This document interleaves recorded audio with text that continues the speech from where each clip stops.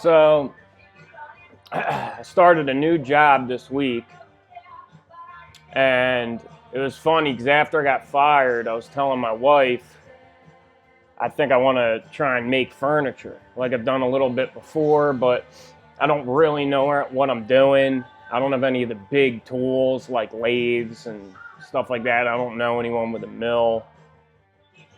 I don't know where to get wood. I just need to know more.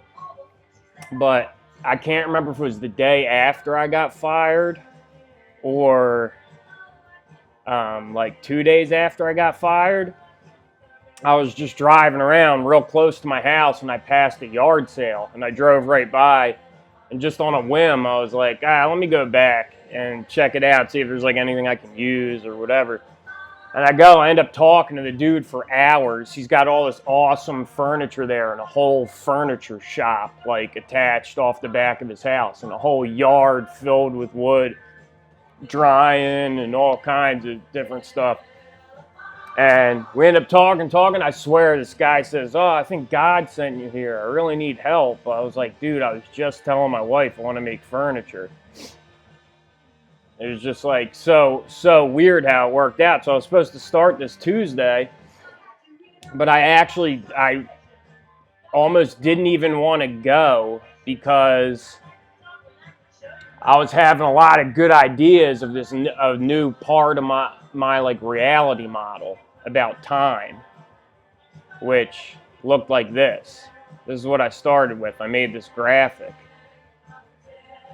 And so I was supposed to start on Tuesday, and the job's really awesome. The dude's really awesome. I just didn't want to go, kind of because I wanted to write this like essay, work on this, and work it all out first. Because a lot of times I have to be like alone, hanging out in the woods for a few days before I can even start like tuning into it again.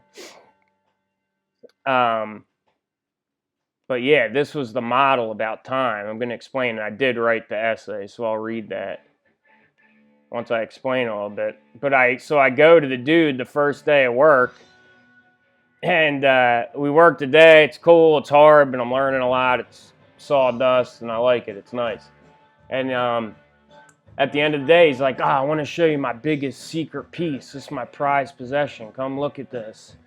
And I was like, what is it? And he takes me over, and it's a hollowed out stump with 3 arms in the middle of it. And he says, look, it's the flux capacitor. And he shows me this log, this hollowed out log with these 3 arms in the middle that kind of looks like the flux capacitor. And I don't know, I didn't know what it meant immediately, but I was like, that seems weird that he would say that. That's got to mean something, right? But didn't completely put it together yet. But yeah, he showed me this tree and said, look, it's the flux capacitor. So the way I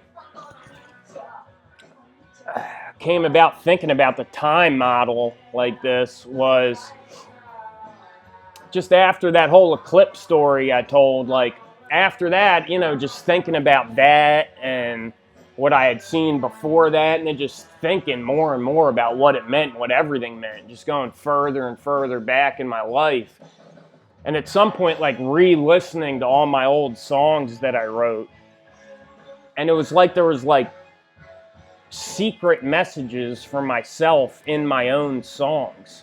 And I started writing all that Y Machine stuff, the Y Machine videos, and having all these epiphanies, but it was like from my own songs. They were about something else, or I didn't know what the fuck I was talking about, which doesn't make any sense. It's like, how could you in the past be teaching you in the future something? And I was just thinking about all that. I was like, all these clues in my own life for myself or something. I don't know how to explain it. And then in that Twin Pines Gate 3 video, I was showing the Boy Scout stuff I found. And when I found that in the same box of stuff, I found this mask that I had made in school at some point. I thought maybe, I don't remember making it at all. I guess when I was a little kid, but I had to have been a little older, because on the back it says period 4. So it's got to be like middle school, 6th, 7th grade or something. but it's just so bizarre because it's all the same stuff that I'm like figuring now and having epiphanies about now. It's like a death mask with the coins in the eyes, and it's underwater. There's no mouth, like how you can't communicate truth, and the brain, like locked in your brain underwater, and the death in the sea. It was just really bizarre, like the songs and the mask.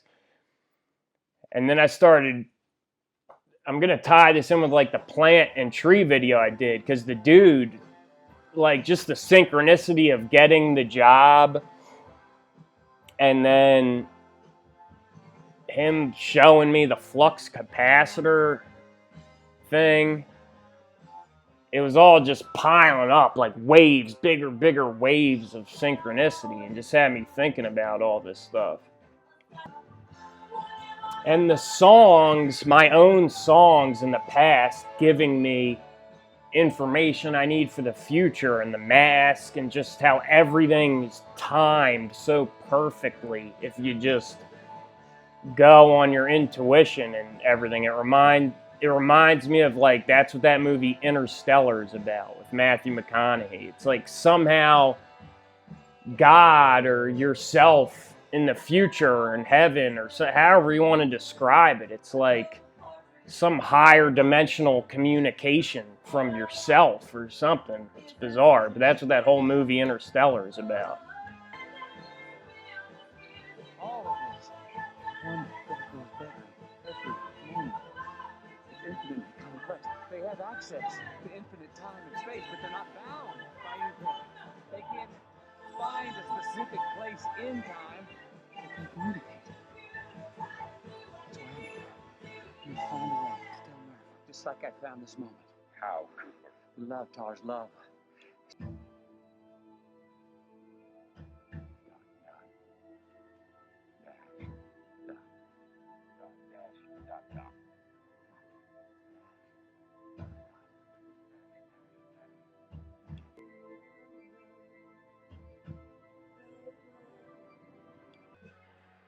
And that that type of paradox of or synchronicity, whatever you want to call it, like acting across time, is that like the real time travel, like growing, not traveling forwards or backwards in time, but somehow growing in the dimension of time, like occupying more time, your consciousness growing, existing in more and more time, where you're like integrated all throughout time. Like, is that the real time travel?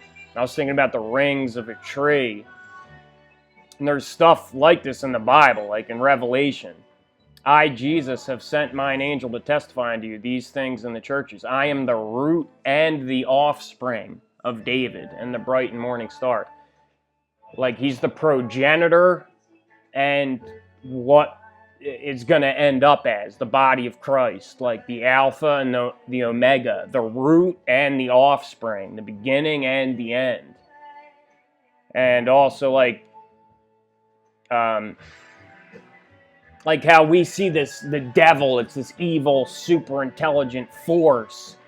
But once you realize what it is, that it's just mechanical, and there's nothing really to fight. Like, it's just up to you where to put your attention, up or down. The beast that thou sawest was and is not, and shall ascend out of the bottomless pit and go into perdition. And they that dwell on the earth shall wonder, whose names were not written in the book of life from the foundation of the world, when they behold the beast that was and is not and yet is.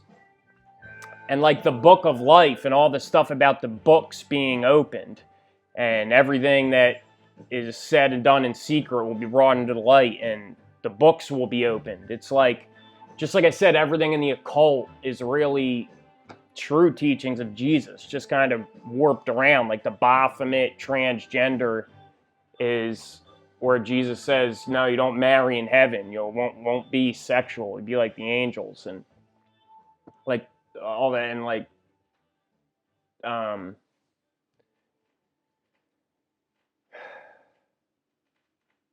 like if you believe in discernment, it's a paradox, but it means you already know everything that's true. The only way you can recognize something is if you've known it before. That's what recognize means. Recognize, rementate, rethink it. So if you recognize the truth of something, if you believe that discernment is an actual quality or skill, then that means you can recognize something when it's true, even though you didn't know it before. But you had to have known it before to recognize it. So on some level, you already know everything that's true. And that's like in the, like what they call the Akashic records. Oh, you can know anything if you tap into the Akashic records. Well, it's the same thing. If it's true and good, then you could just call it the thoughts of God. And like in the Bible. And Akashic is like acacia tree. The whole tabernacle had to be built out of acacia wood. There's also DMT in acacia. They use it to make DMT. I don't know if that's related or not. But the Akashic records is like, you could just call it the thoughts of God. And something else that had me like thinking about this is Psalm 139, which I really love Psalm 139, so I want to read that. O Lord, thou hast searched me and known me.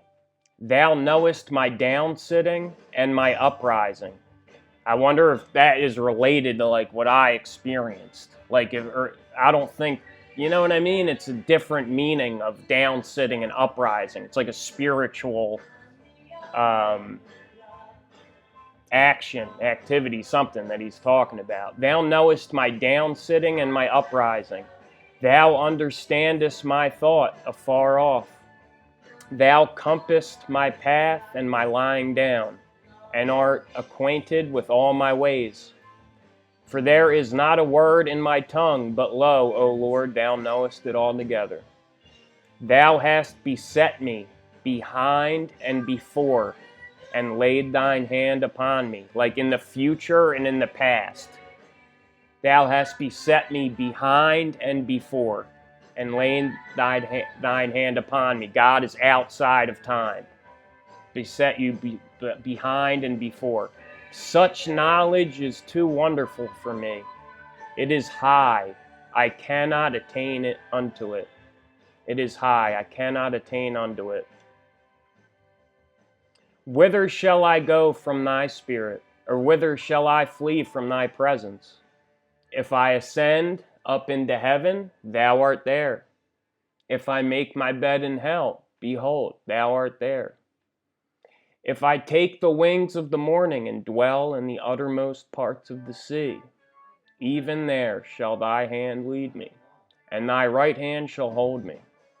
And if I say, surely the darkness shall cover me, even the night shall be light about me.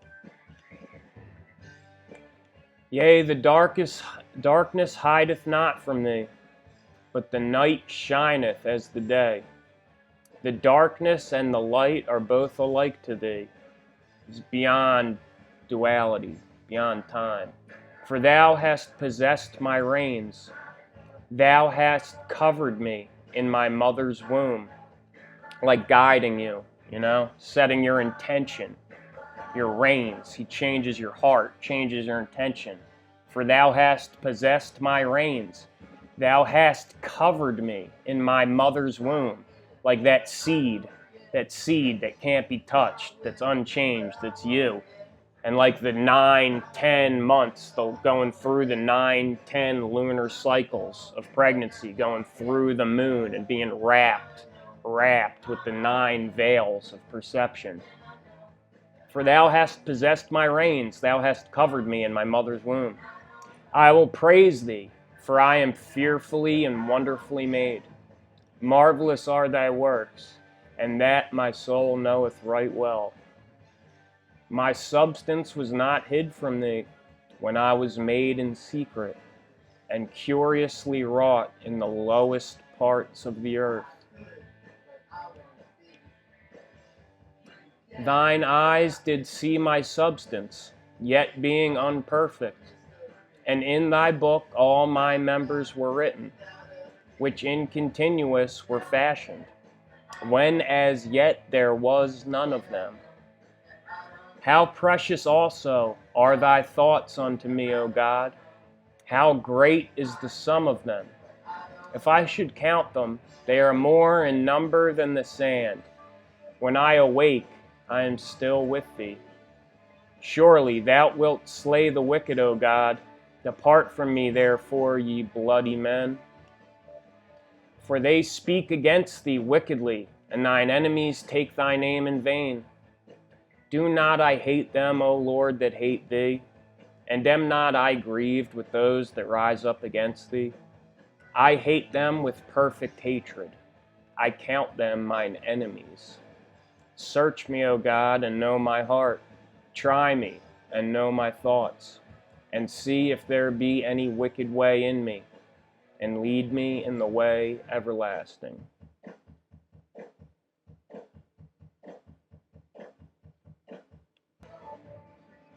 So, if we're going to call them the thoughts of God instead of the Akashic records, you know, David saying in the Psalms, this is something you can tune into.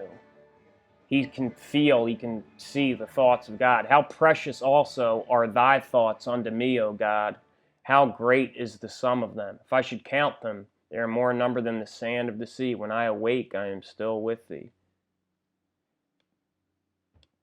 And in the beginning, such knowledge is too wonderful for me. It is high. I cannot attain unto it. It is high. I cannot attain unto it. So, like, if you, the thoughts of God, I cannot attain unto them. They're so high above me. This,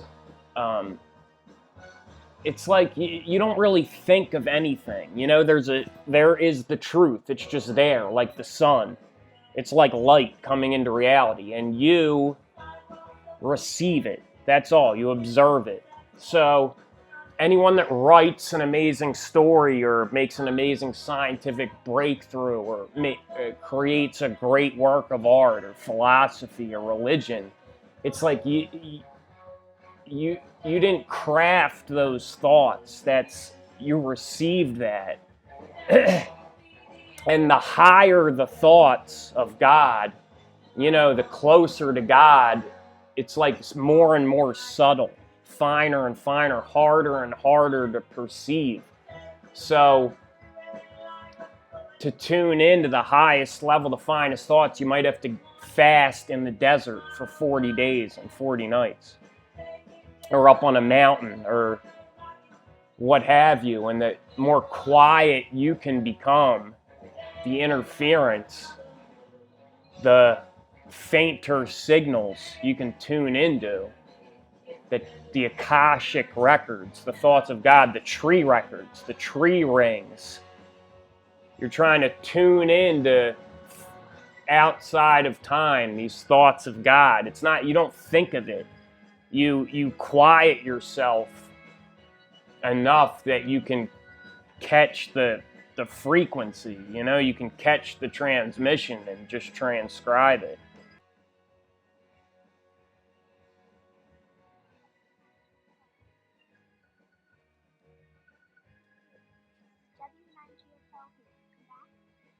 Q, this is W9GFO. Is anybody out there? I'm not getting it. Small moves, Ellie.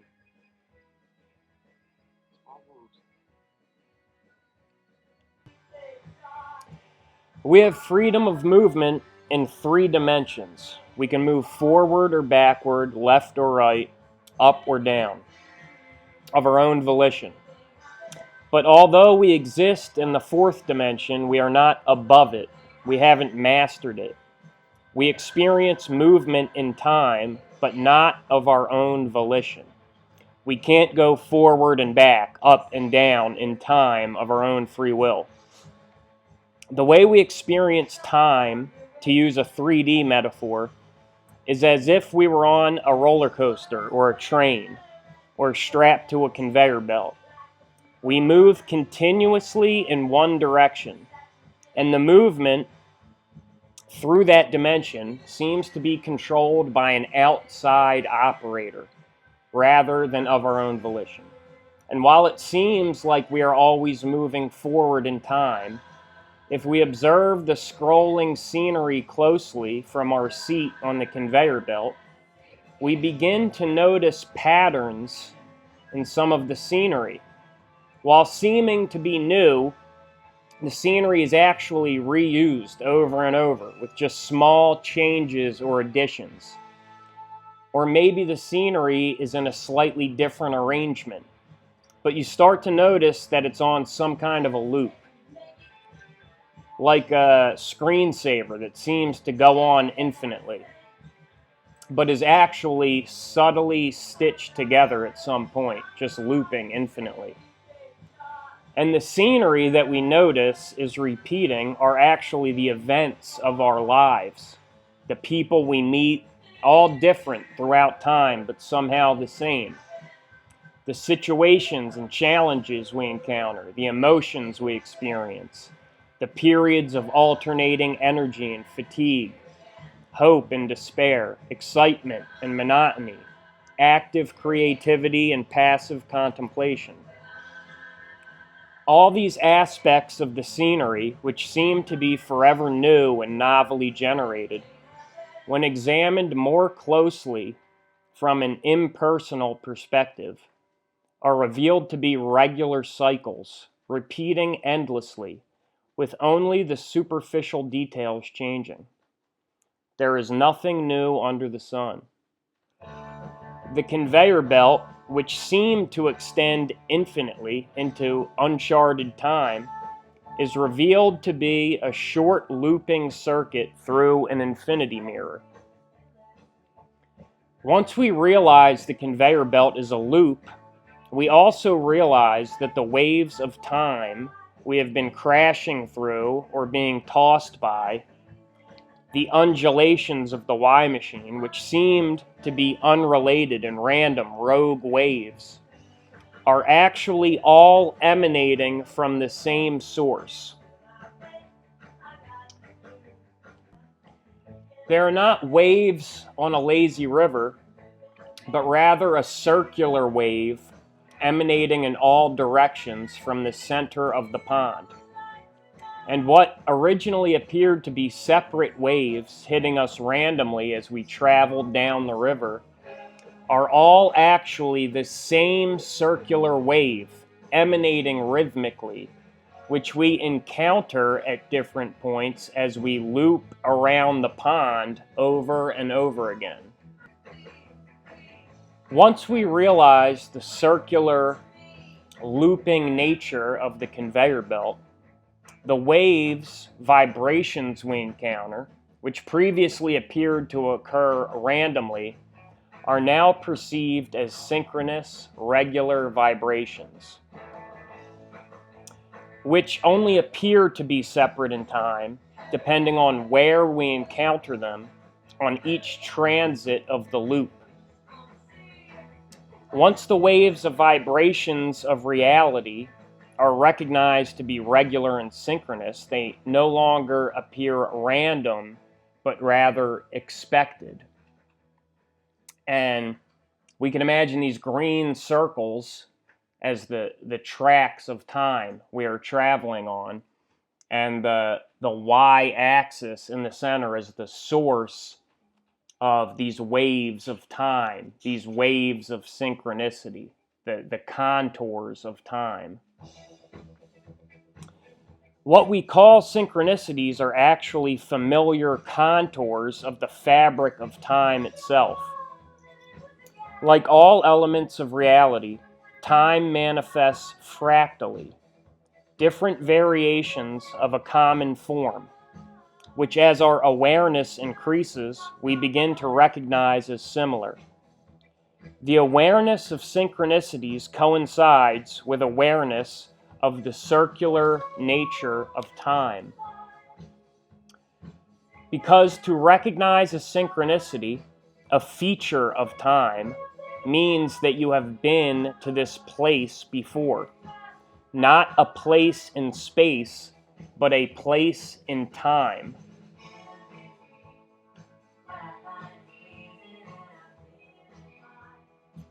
Not a place in space, but a space in time. You can only recognize a place that you have already been to. So, in the same way that recognizing familiar geographic patterns, a hill or a valley, indicates that one has been in this place in space before, recognizing familiar chronological patterns indicates that one has been in this time before. In the same way that an infant first becomes aware of the passage of distance, which he has no control over, being carried by a caretaker, but through increasing awareness, develops the necessary understanding and musculature to carry himself across the 3 dimensions of space of his own volition. Perhaps we, being adults regarding our ability to traverse the 3 dimensions, but being infants in our ability to traverse the 4th, can also, through a growth of awareness, develop the understanding and subtler musculature necessary to carry ourselves through time. When we direct our attention towards synchronicities, these peculiarly familiar contours in the fabric of time, when we direct our attention towards synchronicities, these peculiarly familiar contours and textures of reality, we usually find that these waves of time seem to become more defined, grow in magnitude, as if we were drawing closer to the source of the rhythmic waves. Like a motorcyclist, we drift towards the object of our attention, and the closer we come to the wave generator, the more frequent and powerful the waves become. We may notice that after a particularly enlightening synchronicity, rather than subsiding, the waves continue at the same increased magnitude and frequency, establishing a new, higher baseline, as if we were sailing in a calm pond and a rogue wave picked us up and carried us out into the stormy ocean. Once we become acclimated to this new, higher baseline, if we continue to direct our attention toward the source of the time waves, eventually another rogue wave of synchronicity is bound to pick us up and deposit us even closer to the source of the pulsating reality generator. But even if we keep our attention up in time towards the source continually, we do not drift closer at a regular rate continuously, but rather we seem to hit a wall or guardrail eventually, which blocks our advance. And although we keep our attention up towards the center of time, we only glide along the guardrail until a big enough wave comes along to lift us up and push us over to the other side. Like a surfer who cannot ride the waters whenever he wishes, but must be positioned, prepared, and paddling when the wave appears in order to ride it across the surface of the waters.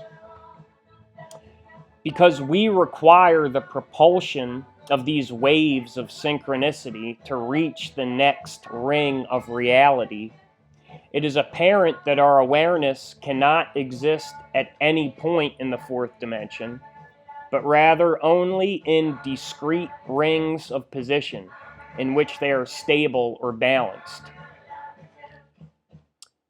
Similar to the positions of electrons in an atom observing the octet rule.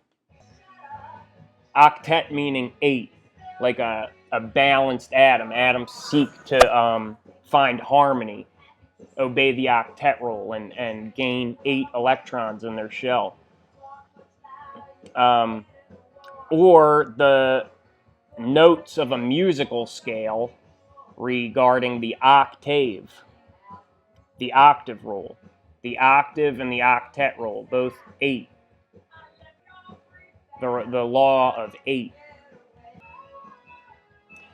Like log flume rafts traveling in concentric reality canals, without a rogue wave to lift us over the bank of the canal and into the adjacent concentric ring. In the same way, although we may keep our attention heading directed towards the center of time, we require the impetus of the Creator to grow to the next discrete level of awareness. Before we become aware of the nature of time and synchronicity, we are always looking backward to the past, but never perceiving its relation to the future, or looking forward in time, but never perceiving its relation to the past. Looking straight ahead in time, we never anticipate the obstacle that appears suddenly from around the corner, assuming time to be a straight line rather than a circle. But once we begin to sense that the nature of time is circular, we also begin to become aware of a new dimension of time. We begin to direct our attention upwards in time, looking towards the source of the synchronous emanations, rather than straight ahead or directly behind. When we direct our attention up towards the center of reality, we begin to sense the rhythm of the waves and can anticipate where the next wave of synchronicity will intersect our time circuit. Since we can now anticipate the point in our orbit which will intersect perpendicular to the wave of synchronicity, we can be prepared, properly positioned, and paddling in order to surf the wave up over the banks of circumstance and into the next concentric ring of time and stabilize at a higher energy level, rather than being perpetually rolled and tossed by the waves of time we never saw coming.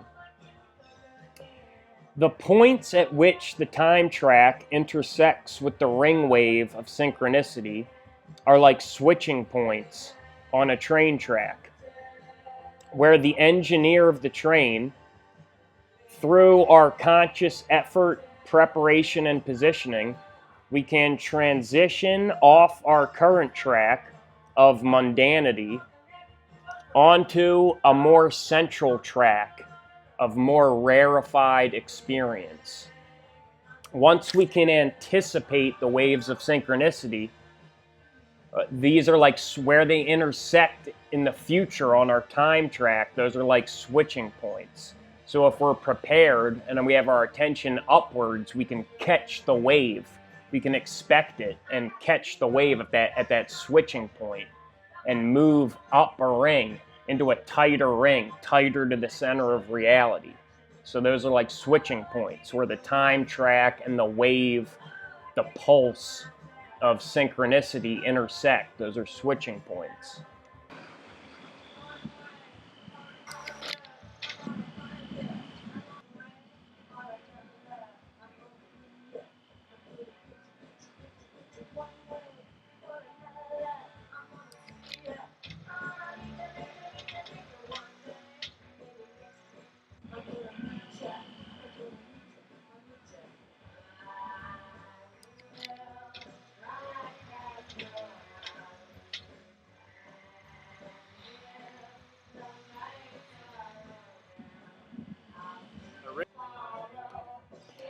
With each successive jump to a new time track, the synchronicities become stronger and more frequent.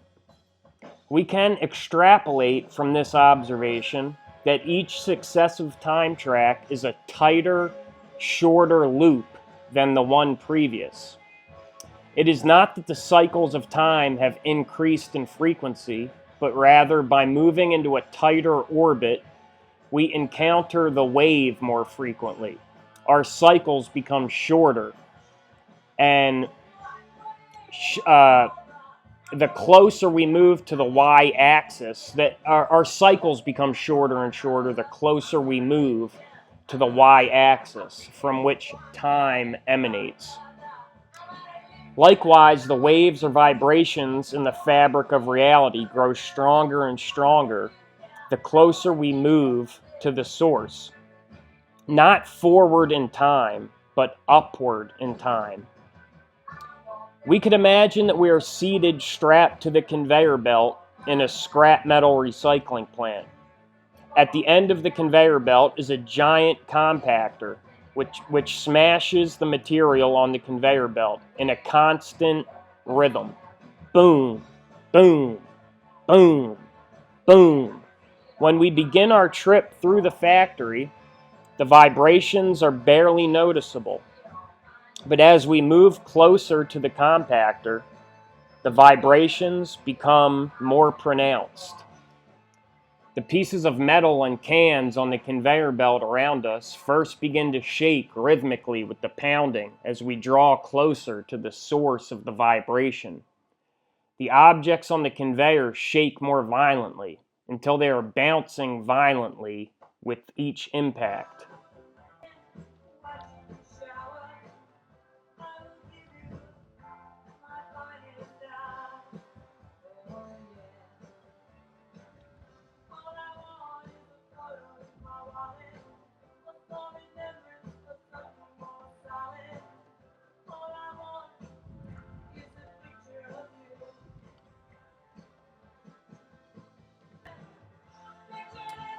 Since each successive concentric time track moving inwards represents a higher energy level, our own energy level must increase relative to the track we are on. We must absorb more energy in order to advance.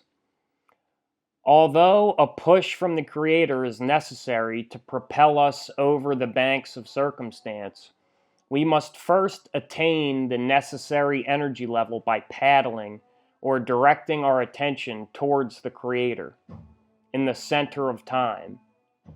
By directing our attention up, we square ourselves to the source of all energy and absorb the most information. This energy, which emanates from the axis at the center of the creation, represents information and ultimately is processed by humanity as the many aspects of experience. Experience emanates from the center of time. And the more direct our attention, the subtler the experiences we can perceive. The more abstract the information, the finer the emotional nuance, the rarer the feeling. Our organs of perception, of physical, mental, and emotional phenomenon, and infinitely more subtle variety of experience, which we have yet to define, these organs of perception are like the leaves of the human tree. On the outermost ring of time, the equator of mundanity, our leaves are oriented with the edge to the sun, absorbing very little information or energy in the form of light.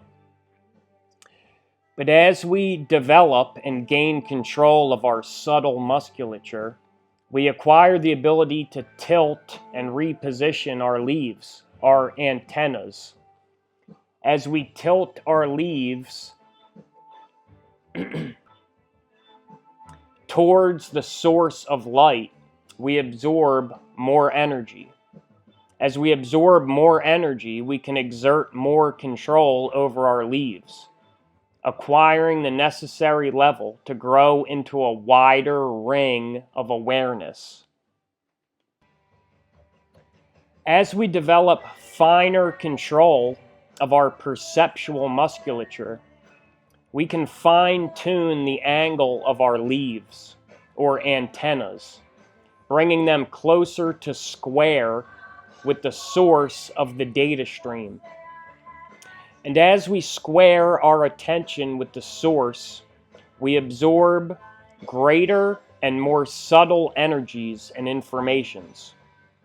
But each stage of growth of awareness in time, either inwards towards greater synchronicity or outwards towards mundanity, is also accompanied by a growth in the spiritual dimension, either up or down. We could call this axis good and evil, spiritual and material, organic and artificial, or analog or digital. So, two individuals could both be growing in awareness of synchronicity inward in time simultaneously, but in opposite directions on the spiritual axis. We can call this metric polarity. An individuated consciousness may grow radially in awareness in either an upward or downward spiritual orientation, depending on its positive or negative polarity.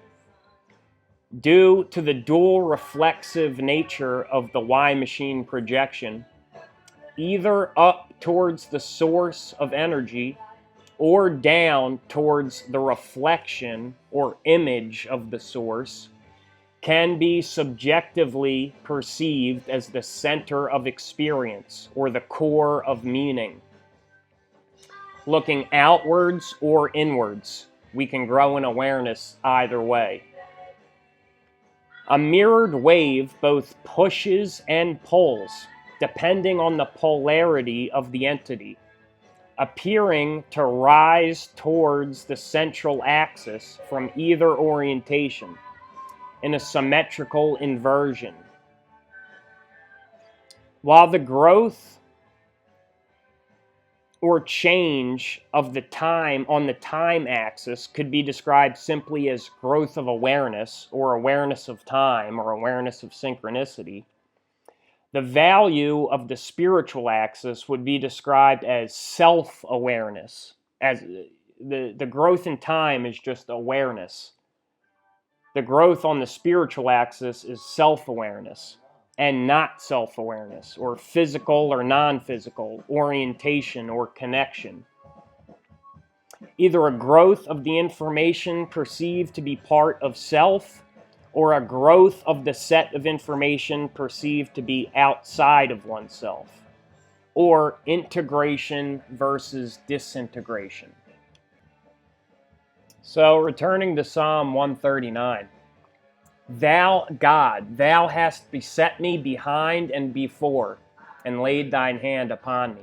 Such knowledge is too wonderful for me. It is high. I cannot attain unto it. It's very difficult to perceive. It is high. It is rare. It is subtle. I cannot attain unto it. How precious also are thy thoughts unto me, O God. How great is the sum of them.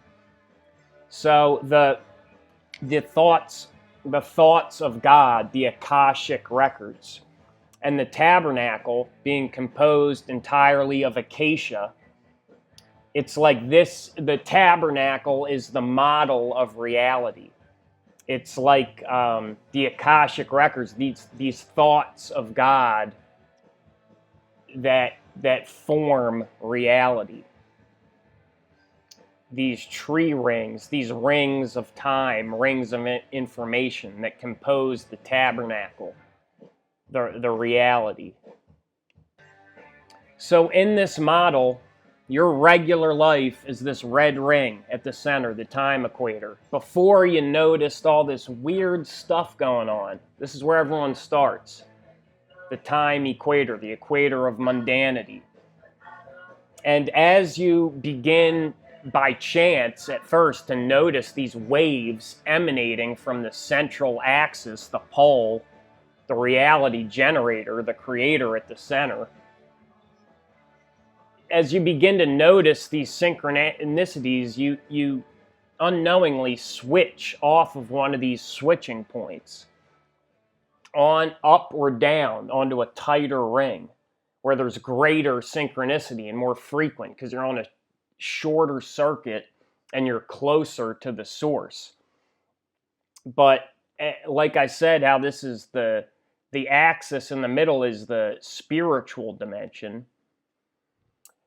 You can grow in awareness with all your attention on the physical world as well. And you're not growing closer to God. You're growing closer to the bottom of the well, Satan or physicality.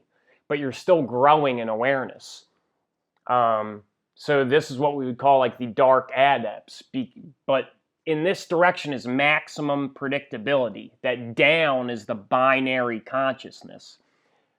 Pure analysis, fear. You analyze because you're afraid. You need to know every aspect of time, of the physical world. Whereas going up towards the Lord, faith as opposed to fear, your attention is less and less on the physical, the material, more and more on the non-physical, the spiritual. Like, where do you store up your treasure? Where are your thoughts? Where is your pleasure, your treasure?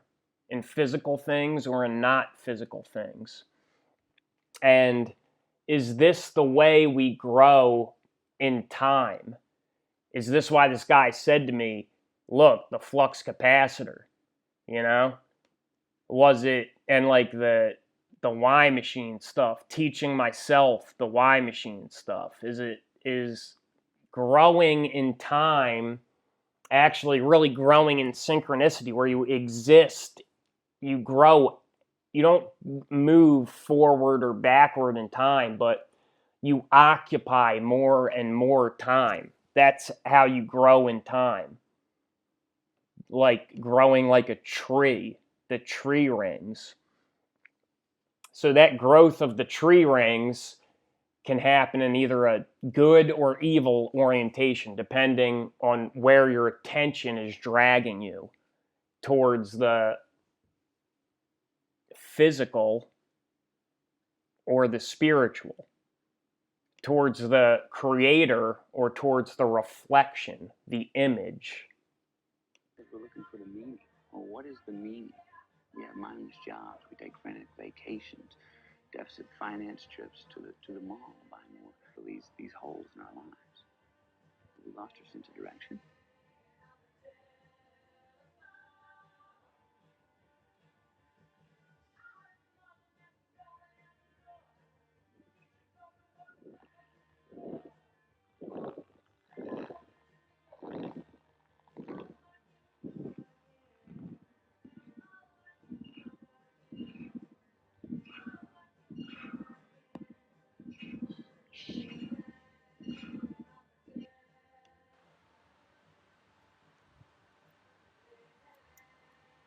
So you say we are in the Y machine, we are in Y, but Y is what is not.